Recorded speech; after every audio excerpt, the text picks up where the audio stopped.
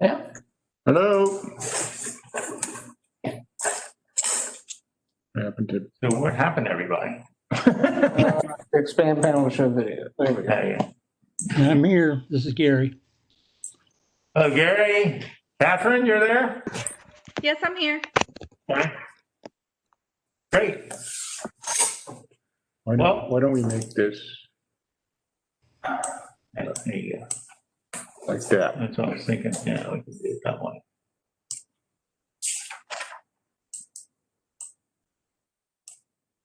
There. Cool. Oops. How do I we- keep going away from the first screen. Oh, now the mouse is stuck. Yeah, Yeah, that was the problem I was running into. yeah, mouse. Let's take that one. Okay, well, I What time is it? think it's 7:02, so we're gonna go ahead and start. Not quite as many folks as I thought we were gonna have, but anyway, I think we can move forward. I guess, Roger Penholster, maybe he wasn't able to get on. He was gonna try to join us, but, anyway, welcome. I think we've already mentioned the folks on the screen and here in, excuse me, here in the room, it's me, Jay Griles, and we'll just go around. Roger Scott? Taylor Harvey. Sean Flippin. Okay, so so we had a really good meeting last time, and the way I've laid out the agenda is to kind of review what we talked about last time very briefly, and then go forward. Is this? Yep. Yeah, okay. So just to remind everyone what we're talking about, there's the Hindle building. And back picture. And so we've done the introductions, and we'll go on to is that Todd? Todd, yeah. Is that you, Todd? Yep. Hi. Yeah, thanks for joining. I'm glad you're here. We're going to talk about you, so no. So the previous items, just kind of reviewing what we talked about last time. We talked about there being some outstanding issues with past donations. We found out that there's $5,602.60 available. We found out the status of the bell. It's being repaired. I guess some repair has been done. There's some more to do. And it's available if the project proceeds. So the current owner said he would make it available to the project, assuming we do something other than tear the building down. Historical Society, we talked about attending the upcoming meeting, and later in the agenda, we'll talk about the results of that meeting. Grants, there was a discussion around ownership and applicants. So who would own the building, what kind of grants we could get based on that ownership, and who would apply for those grants. So that was just a discussion we had. We didn't really, I don't think we came to any conclusions there. There was just discussion around that. Structural review and environmental analysis. At that time, we were awaiting a study. We now have a study, and we'll talk about that when we get to it later in the agenda. And of course, the ADA considerations, we talked about, obviously, the requirements as a minimum, but we want to assure reasonable accessibility. So that may be something beyond the requirements. And then we just had a discussion around that. On the ideas review, we kind of broke that into three options: a community, a private business, and then kind of a mixed use. And we had several ideas in all of those options. So we kind of discussed those ideas, and I wasn't going to go over them again here. They're in the minutes. All that information's in the minutes that Roger has been sending out. So if you want to refresh your memory on those, you can refer back to those minutes.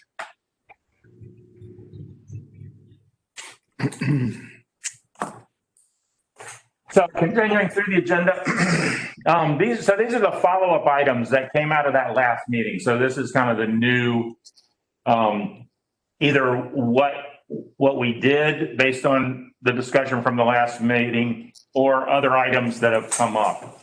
And these aren't any real particular order. there's a couple pages of this, so we'll work through this.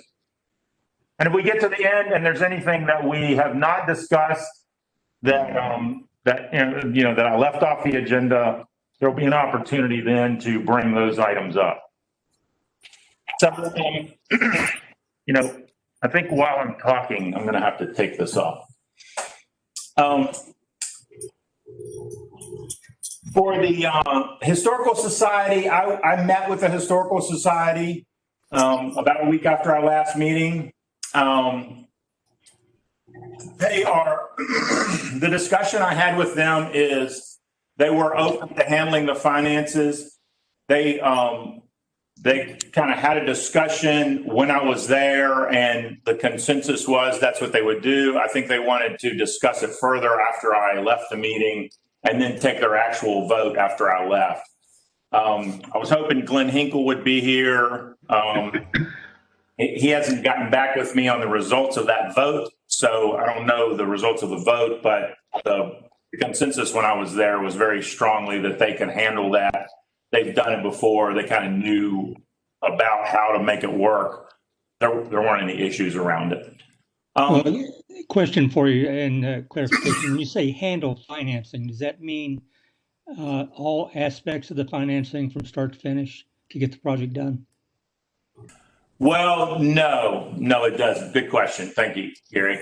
It's they would set up an account and handle the funds that come in and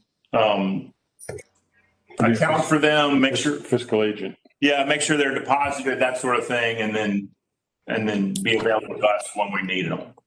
So, yeah, good question. Thanks. Part of the discussion that came up when I was there, and I just thought I should share this with the group, is I guess at some point the Historical Society had heard some discussions that they may move to the Hindle building from the Jackson building that they're currently in, and that the juvenile and domestic courts may use the Jackson building. I don't know where that is. And they didn't know where it was either. They just, I guess, had heard that might be in the works. So I just throw that out Is there. that in that Newbury report, maybe? I think it was one of the options maybe, but Yeah. I think the change in time I got him right here. is, Yep, Yeah, it's one of the options. that's one of the options right there. Okay. So.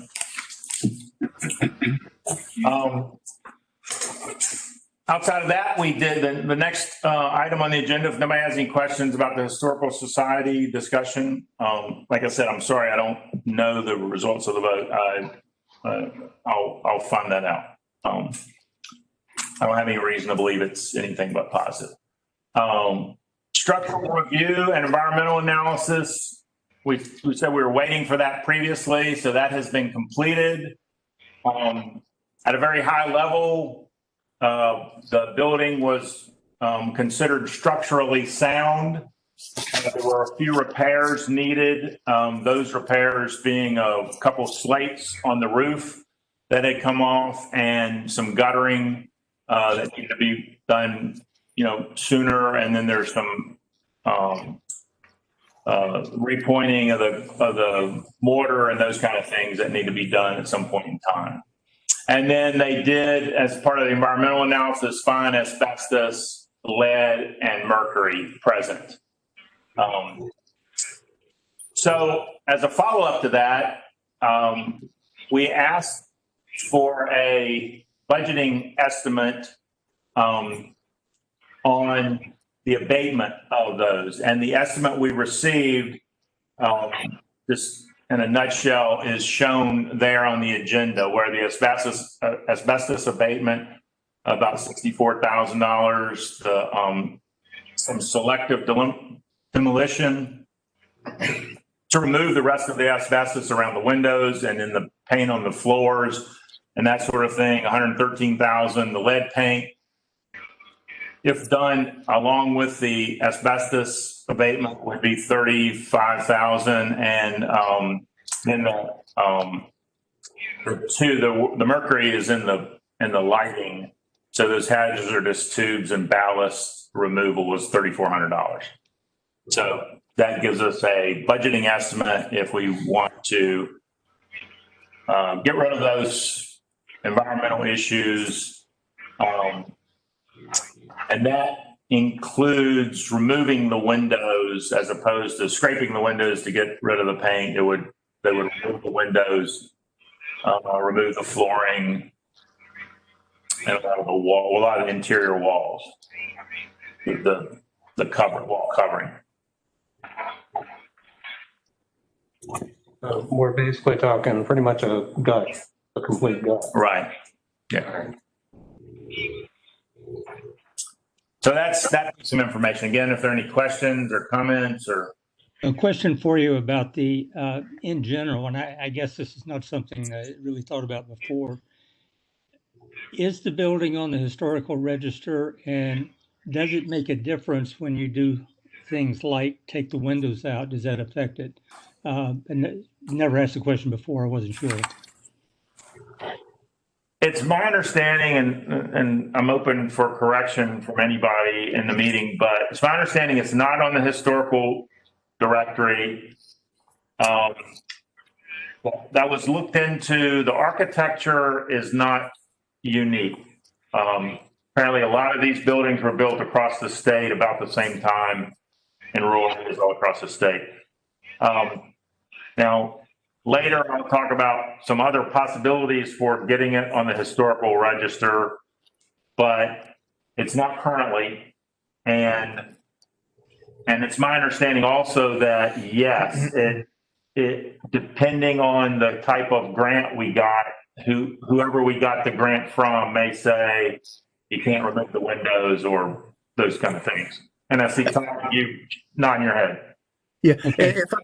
If I can jump in real quickly, what'll happen, certain types of funding, federal mainly, you have to coordinate with the State Department of Historic Resources. They would review the plans and basically comment on whether what you're proposing would have an adverse effect, not only on the building, but on the surrounding view shed. So just keep that in mind. Okay, thanks.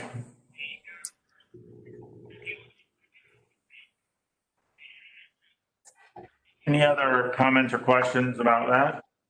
What, out of curiosity, would be enough to meet the environmental satisfaction of removing windows, but having new windows made up to be exacting or as close as possible to the old ones to meet the requirements? Yeah, I don't know if you want to speak to that, Todd. My guess is that, you know, that would be up to the funding agency that gave us the grant. Well, I could tell you, I can speak to what we just experienced in the town of Dill when it was a housing project. So it was a little bit different, but we still had to deal with DHR because federal money was involved. And one house in particular, they wanted a certain type of windows used in the house. So that to your question, it might not necessarily need to be exact, but they may very well want you to get as close as you can to what was originally in there. Okay. It's really just going to depend on, well, it's going to depend on what they see when they look at it. Okay. All right. So yeah, I mean, the difference you're talking about there is scraping the paint and removing the caulking. Mm-hmm. The caulking's got asbestos in it. The paint's got lead in it. So you scrape all that down to the wood and then repaint it and caulk it versus just removing the entire window and putting a new window in there. So that's. It sounds like the bottom line is that if the historical register is involved in any way, it just becomes an additional decision that has to be made and potential cost associated with keeping the historical part in there, right? Basically, the historical nature of the building. So you're right. It could add time and could add money to the project. Okay, thanks. Good discussion. Thank you.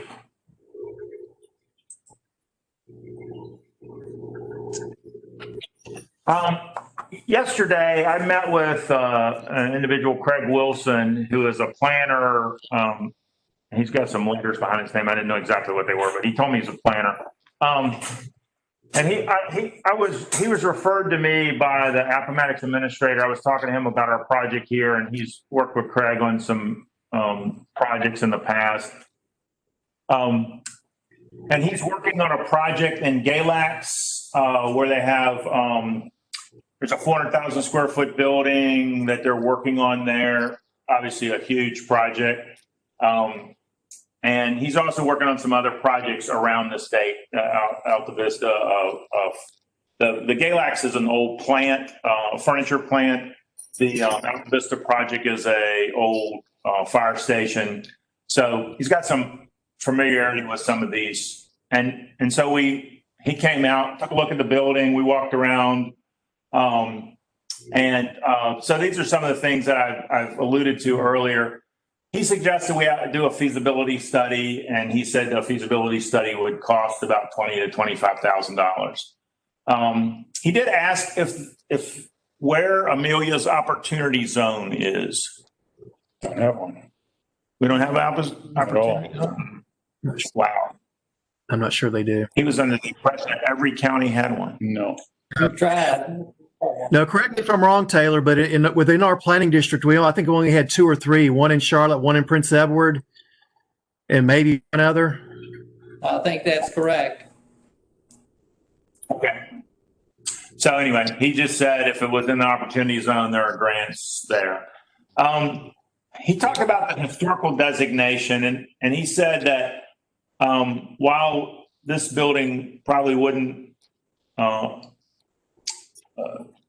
qualify under the architecture, that you can also get a historical designation if it's associated with a famous person or a famous event, something like that. So I couldn't come up with anything personally, but I guess that's something to think about if there's some way, if someone attended school there who is famous or had an impact, or if there's been an event associated with that building. I don't know of any off the top of my head.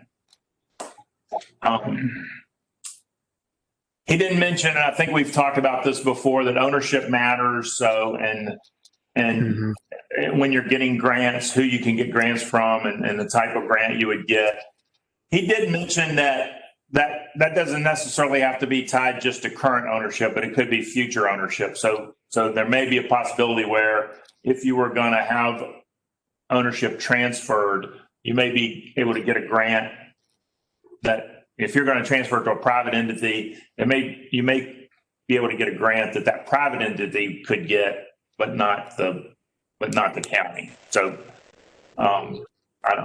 I think we need some guidance through that. I don't know if that's in your wheelhouse, or maybe if we have to go to a private person to do that, or how that works. It might depend. It could very well depend on the funding agency. Just to give you an example, with DHCD, the Industrial Revitalization Fund, they did have a setup where either the locality owned the building, or if a private entity owned the building, the locality could get a grant, but then they would give it to the owner in the form of a loan. But that's just one example. Okay. And then he said that maybe we could get the funds we could get a grant for the feasibility study. And Todd, he suggested your group for maybe a feasibility grant. Yeah, there are a few sources out there for planning grants to do a feasibility study. I would need to do a little bit of digging, and I probably would want to get some funding agencies on the phone and find out the best route to go. I'm not sure if the timing is real good. I know DCR just came out literally in the last day or so with Virginia Land and Conservation Fund grant program, which is, I'm not real familiar with that program, and to be honest, I spent the last day dealing with an emergency on another project. But that program might be a possibility. In fact, they're having a webinar on Friday, which I'm planning to participate in. Okay. But they're likely. Let me do some digging and see what I can come up with. Great, thanks.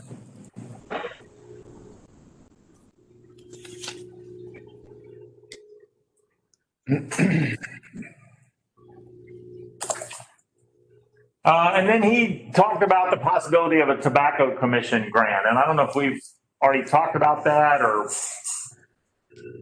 not. I guess you would know, Todd, if we've talked about that or that is a reasonable. I could tell you that typically when we've looked into it, the tobacco commission generally needs to be tied to job creation or job training, something along those lines. That being said, and I don't want to mention names, but I know of at least one or two examples where you submit a grant application and the staff, they don't rate it very highly, but the commission goes ahead and funds it anyway. I mean, I guess the short answer is it's a possibility, but it really depends on what the building will be used for. Okay. If you're actually going to do, say, a new schoolhouse or something like that, or maybe a college fund coming in, college satellite campus coming in, maybe they would come in and possibly help. Mm-hmm. Yeah. Increase the chances. Yeah. Todd, this is Gary. Is there a listing? And what I'm thinking about is a list of possible grants so that you could create a spreadsheet basically that goes through and looks at everyone and pros and cons so that you can come up with a decision list that really gives you a target grant or a number of target grants to go after. So something like that. It seems like that might already exist. As to whether something actually exists, I mean, I can always come up with something in office. As many programs as we deal with, we could actually put our heads together and probably in a couple of hours come up with a list. Whether something is actually out there, there may very well be. I can see what's out. I can see if I can find something. But you know, if worse comes to worse. It just seems like there's so many out there, and I certainly don't. I'm not familiar with it. Yeah. That coming up with a possible list and do the pros and cons and come up with the net of what we think might be feasible. Yeah, no, you're right. There are a lot of funders out there, but not all of them really do what not all of them would fund the kind of project you might want to do. So yeah, we'll see what we can come up with for you on that. Yeah, if worse comes to worse, we can always put something together in office. Okay.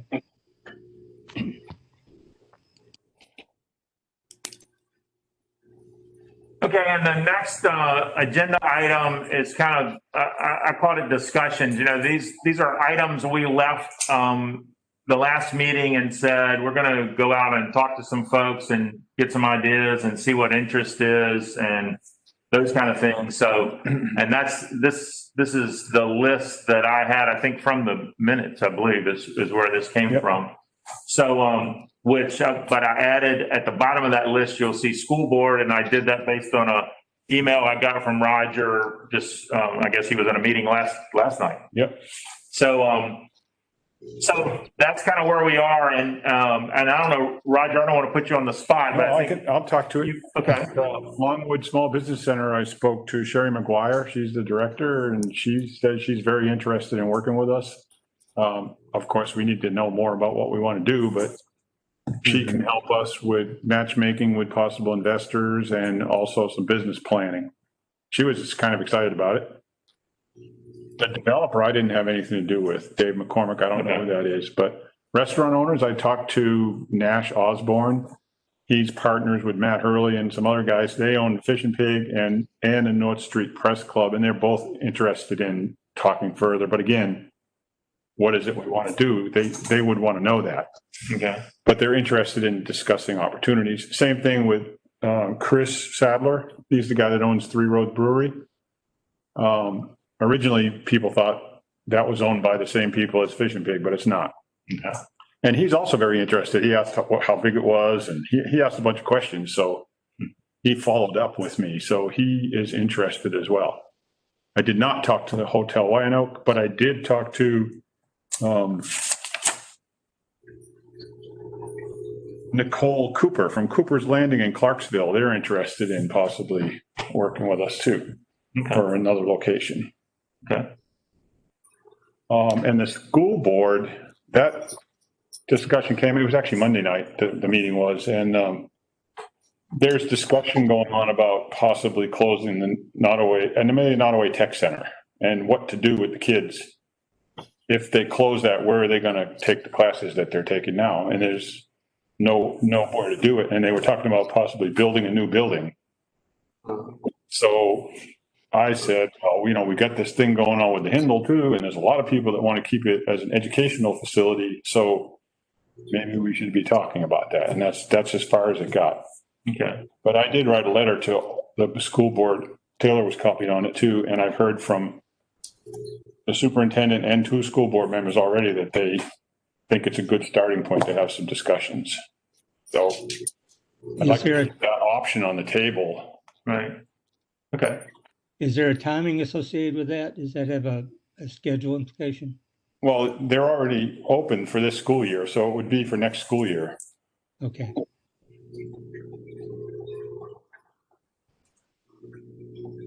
And it may not even be feasible, but it's something that I think we should talk about. Yeah, I agree. We should at least have a discussion. I don't know what their square footage and room size and those kind of things. Yeah, we'd have to figure all that out. But, yeah. But I mean, I was thinking, one of the biggest programs out there is cosmetology. There could be basically a salon in there that people could go in and get their hair done, and the students could work on people. It could be a class as well as a business venture. Mm-hmm. There could be a full-blown restaurant with a restaurant-grade kitchen in it, where the culinary students could go instead of where they are now. And there could be, on the 3rd floor, there could be rental space. Mm-hmm. Like, I know I'm pretty sure we could get money from Go Virginia if we put in a co-working space. Okay. And that could be on the 3rd floor. Rented offices and co-working. Well, I do know that J. Sargent Reynolds has a very good culinary arts program. If they're interested in setting up, say, a satellite campus, if Maybe. you have the room set up. There's one here too in our school system, but it's in the Russell Grove building, and it's not what it should be. But, there was a lot of discussion at the school board meeting about John Tyler and Southside Virginia Community College both have a lot of these programs, but the kids aren't going there. The number of kids going there is tiny. And the high school principal said that's because they don't want to leave their friends. They want to stay on campus. This would be considered close enough to on campus. They don't have to be bussed away for a day or half a day. Mm-hmm. So, I think it's just something to consider. It may not ever pan out, but they're going to be talking about it. Okay. I basically challenged them to come to us with a plan.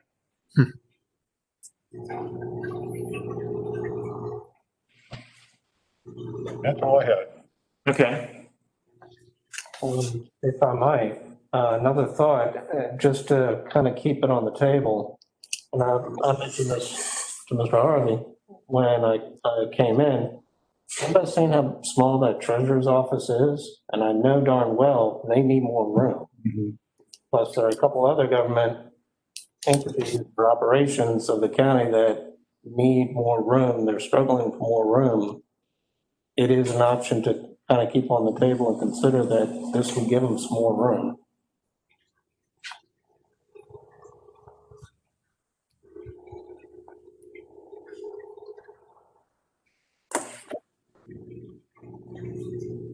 Okay, and the only other thing I put on the agenda, just so I noticed it was in the discussion last time, that there is CIP funding over the next, I think it's multiple years, of about 1.3 million.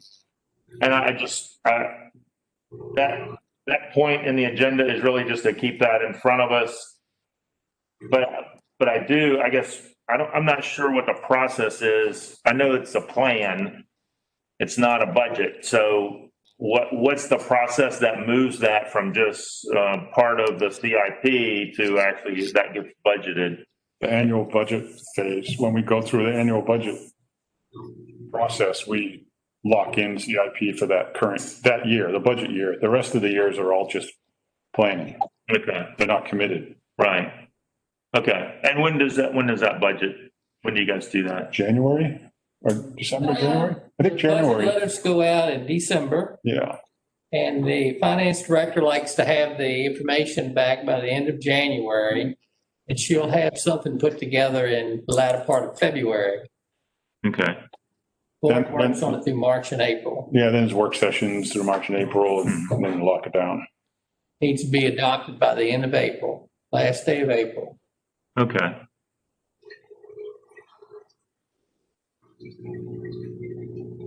So and I don't remember if any of this funding was for 2021 or not. Seems like maybe it was. Well, But if we wanted to lock this down for 2021, we need by December to kind of have that in the mix and. Yeah, we need some kind of plan. And Unless we decide to just do the remediation and get it stabilized and do the repairs and everything you're talking about, that could be paid for with CIP. Right. Okay. Okay. Good. But the more grant money we can get, the better. Right. So that's the extent of what I have on the agenda for this evening. At this point, I'll kind of open it up to whatever other discussion or points that I may have missed or left out, so that we can make sure that gets on the record, and then we'll talk about actions as we go forward. What we need to do next. I don't recall, who was Dave McCormick? Who brought that up? Was Blackstone.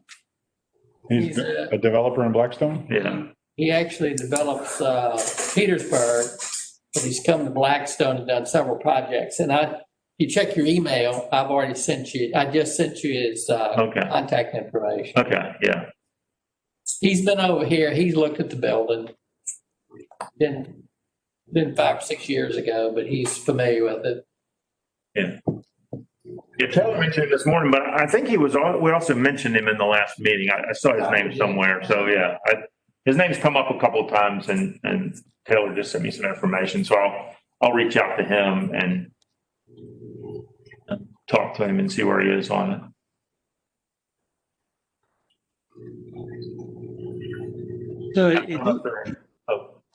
I'm sorry. Go ahead.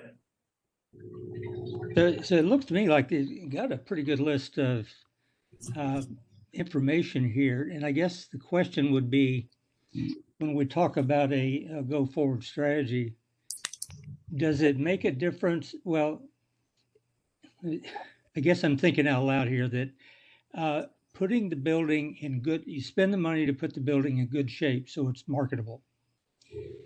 Which says you get some budget money or grant money, do all the things that need to be done for remediation, and get it presentable so that someone will be interested in it. Then all these people, the restaurant people, I guess, so what's your plan?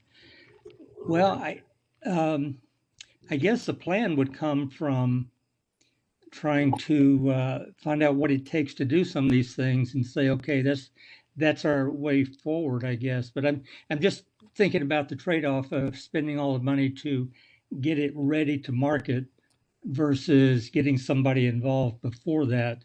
I don't know if that makes any sense to you. Yeah, I think it does.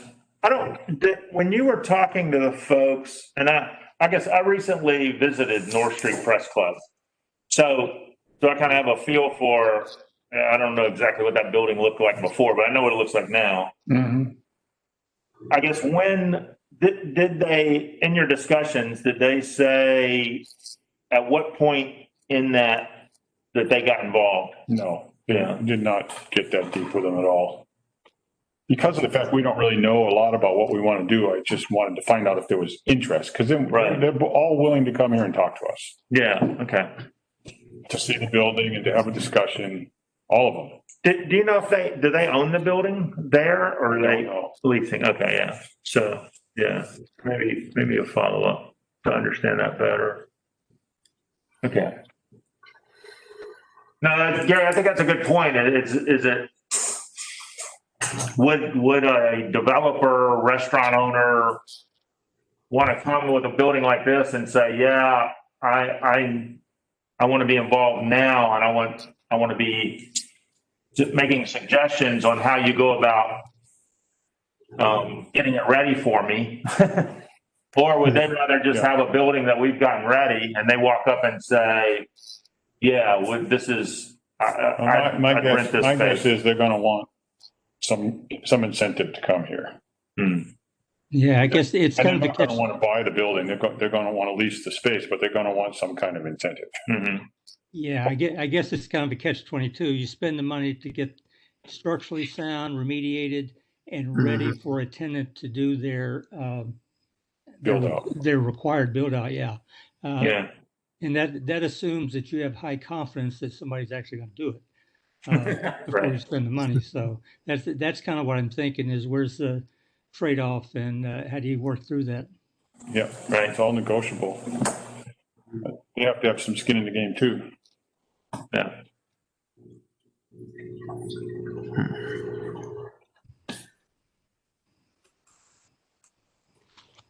I guess a question that needs to be asked at some point is, do we honestly want to go forward with, say, a restaurant coming in, or do we want to look at other ideas while we kind of have the basics of a clean slate to work with? Once you set it up for a restaurant, it's kind of geared to that, and you have to really pay a lot more money to gut it out to make it something else. Versus making an education center or government offices or something else. Yep. I don't know if Craig addressed this, but would a feasibility study to some degree address potential uses? Yeah, it's my understanding it would. Yes, it would look at a list of uses and say, and give us some feel for which are. Now, I feel like it would rank them. So there may be things that he would say, nope, this isn't going to work. This is a bad idea. And then I think there may be other items where, he would say, yeah, this will work, but it's, riskier than this. And so we would have some feel for those type things and address some of those very things of if it's if it's a restaurant and he says, yeah, it's feasible, but there's the high risk of, the restaurateur not coming through for whatever reason, economic situation changes or something, and they're not able to do what they've said. So I think the answer to your question is yes. That's my understanding. Okay. I'm just wondering if the feasibility study needs to be the next step. I think so. Yeah, yeah. It's better, and if you could find out if there's a grant for it, that'd be great. If not, we can always go to the Board of Supervisors for some fee money for the feasibility study. How soon do you need an answer from me on that? 10 days. What's that again? 10 days. 10 days. Okay. He's joking. I think. You don't tell if you're smiling behind that mask. The board meeting in 10 days. Yeah, we have a work session too, right? That's in 7. But we have a work session that Joseph and I have been talking about. Discussing some of the small CIP projects now rather than wait until December. So that might be a good time. Okay. All right. We can discuss it in our work session, but we don't need to commit to it till we find out if there's a grant available. Sooner the better. Well, I'll see if I can get something to you before then. Okay. Great. Yeah, our work session is the 14th and the board meeting is the 21st.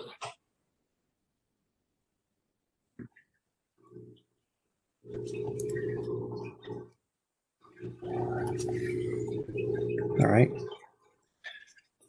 Okay. I'll. Cool. Thank you. Great.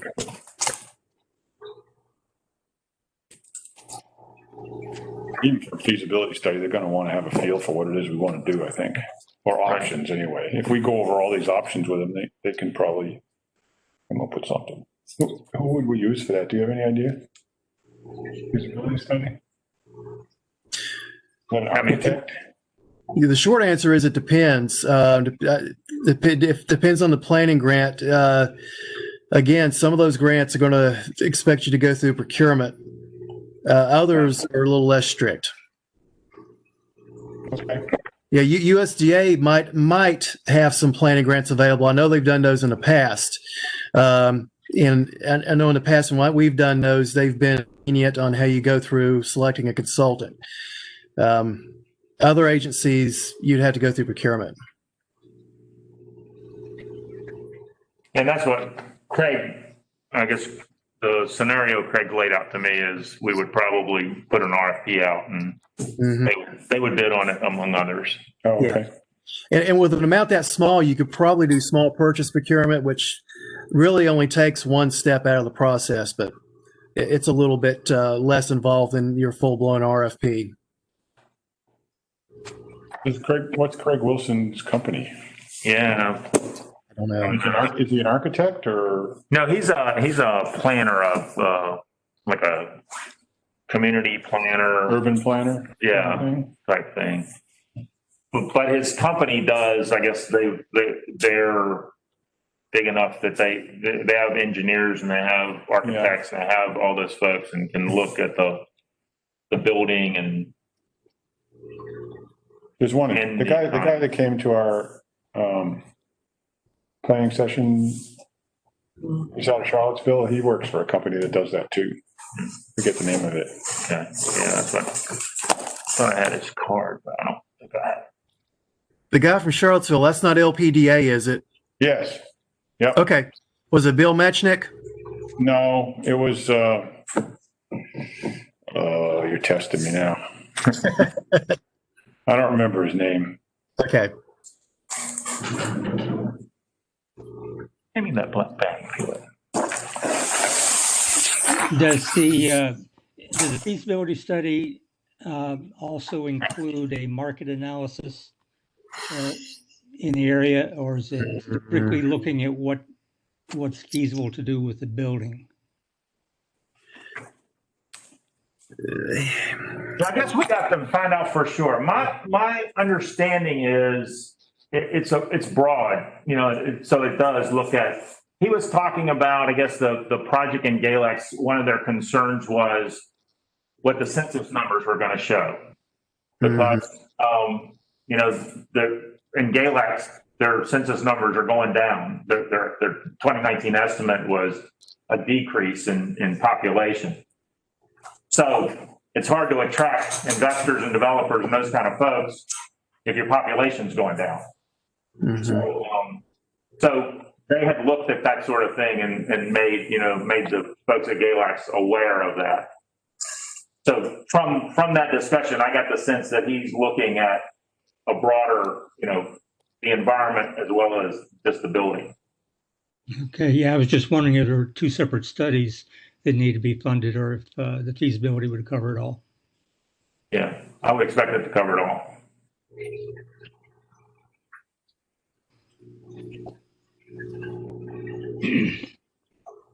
Like Craig Wilson's got 2 or 3 different companies he's worked for recently. Yeah, I think he sold his company to a larger company that he's working for now. Summit is I don't know what I do with his card. I think I left it on my desk at home, but yeah. Community Planning Partners, maybe? Yeah. I've heard of them. Look like they got sold out to Summit. Yeah, I believe that's, yeah. Right.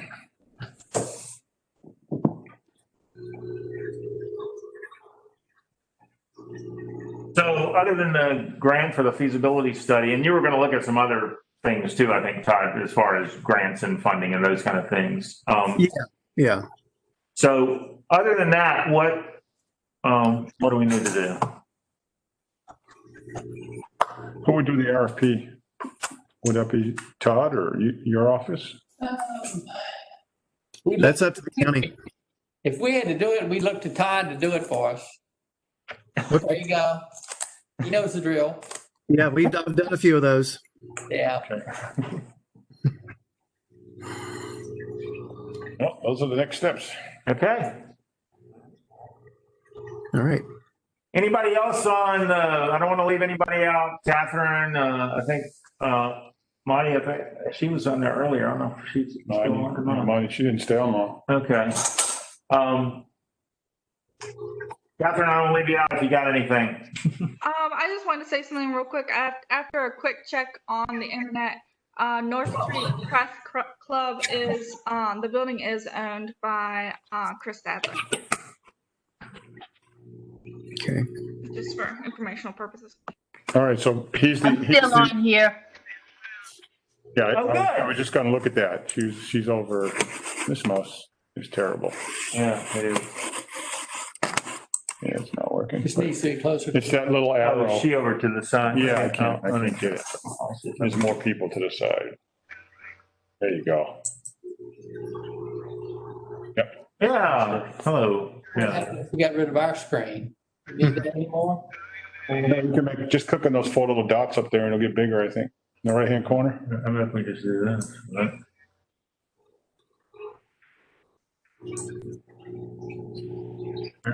I do the tiles, a grid view. Oh, well. Oh, it's already. Anyway, Marty, did you have anything? No, I was just listening. It's very interesting. I wasn't on the last call, but this one I've learned quite a bit. Well, good. Well, thanks for joining us. We appreciate your participating and we look forward to having you participate in the future. Okay, I look forward to it also. Good. So Chris Sadler, who owns Three Roads Brewery, also owns the building that North Street Press Club is in. Okay. Interesting. Maybe that's why there was some confusion about who did what. Yeah. Yeah, so he's their landlord. Okay. Thanks, Catherine. That was helpful. Sure. All right. One last time. Anybody else have anything for the good? I appreciate your all. Mr. Scott, Okay. Go ahead.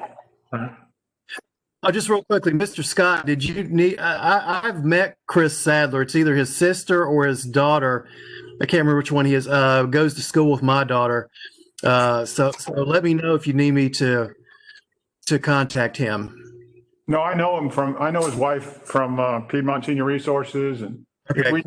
he's willing to come talk to us. He's open Okay. to it. Okay. Which might be another thing we want to set up is just maybe a meeting with each one of these people. Mm-hmm. They might have some ideas. Right. Yeah. Okay. Get them to come here and look at the building and just chat for a while with more than just me. Mm-hmm. I can set it up. Have them sit down and talk to the whole group. And Yeah. Okay. Yeah, that would be great. The more information we get, the better. Yep. Right.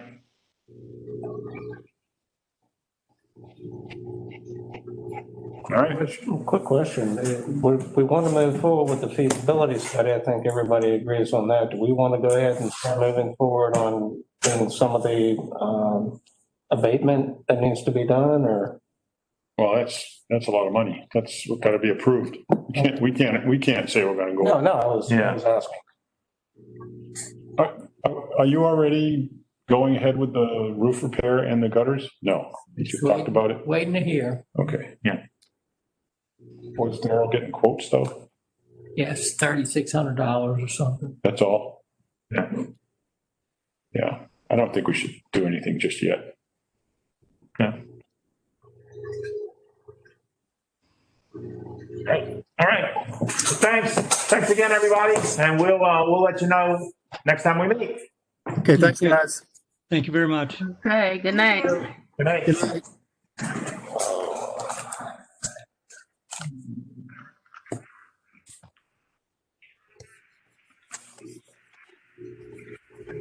Wait, get that thing full screen so we can. Hey, this is. Click on. Gonna have to clear everything else up. What are you trying to do, stop the meeting? Yeah. Right there. You can say, stop sharing, and that'll get rid of your, if the chat box is covering, you got to get rid of the chat box. That's what I was, the chat box. It's covering up where it says, there you go. What next? Oh, okay. Now it's, Where is the end meeting? It might be down the lower right-hand corner behind our picture. I don't know. Might be up on Move the that. top too. Nope, it's not there. If you stop the recording, I think you'll see a bunch of stuff there. Oh, yeah, we need to stop that. Recording. Yeah, stop the recording. Recording, yes.